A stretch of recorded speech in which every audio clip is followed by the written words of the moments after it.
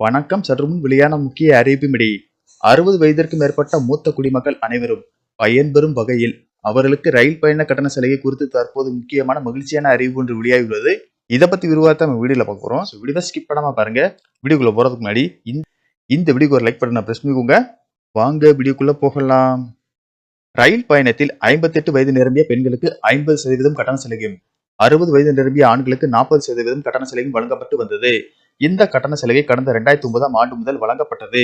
இது மூத்த குடிமக்களுக்கு பேருதவியாக இருந்தது. இதற்கிடையில் 2020ஆம் ஆண்டு கொரோனா நோய் தொற்று பரவல் காரணமாக ரயில் சேவை நிறுத்தப்பட்டது. சில மாதங்களுக்கு பிறகு ரயில் சேவை படிப்படியாக தொடங்கிய போது ரயில்வேயில் செலவை கட்டுப்படுத்தும் நோக்கில் மூத்த குடிமக்களுக்கான கட்டண சலுகை ரத்து செய்யப்பட்டது.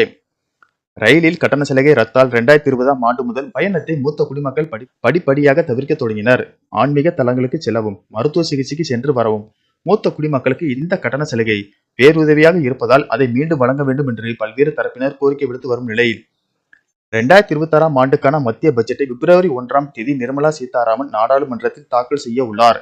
இந்த பட்ஜெட்டை நாடு முழுவதும் பல்வேறு தரப்பினர் எதிர்பார்த்து வரும் நிலையில் மூத்த குடிமக்களுக்கு ரயில் பயண கட்டண சலுகை குறித்த அறிவிப்பு வெளியாகும் என தகவல் வெளியாகியுள்ளது.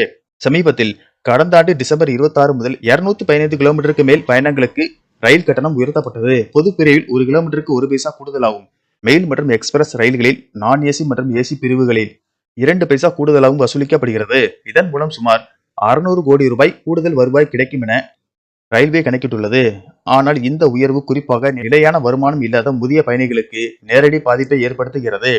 முந்தைய காலத்துக்கு முன்பு மூத்த குடிமக்களுக்கு ரயிலில் பயணிக்க சிறந்த தள்ளுபடி வசதி இருந்தது. ராஜ்தானி, சதாப்தி, துரந்தோ போன்ற ரயில்களிலும் இந்த சலுகை அமலில் இருந்தது. இதனால் நீண்ட தூர பயணம் முதியோருக்கு எளிதாக இருந்தது. 2020இல் கொரோனா பரவல் காரணமாக இந்த சலுகை தற்காலிகமாக நிறுத்தப்பட்டது. தற்போது நிலைமை மாறி இருந்தாலும் ரயில்கள் மீண்டும் நிரம்பி ஓடினாலும் இந்த சலுகை இதுவரை திரும்ப வழங்கப்படவில்லை. இதுவே முதியோர் மத்தியில் ஏமாற்றத்தை உருவாக்கியுள்ளது. இந்த நிலையில் 2026 பட்ஜெட் மூலம் மூத்த குடிமக்களுக்கான ரயில் கட்டண சலுகை மீண்டும் வழங்கப்படும் என தகவல் வெளியாகியுள்ளதால் மூத்த குடிமக்களிடையே மகிழ்ச்சியை ஏற்படுத்தியுள்ளது.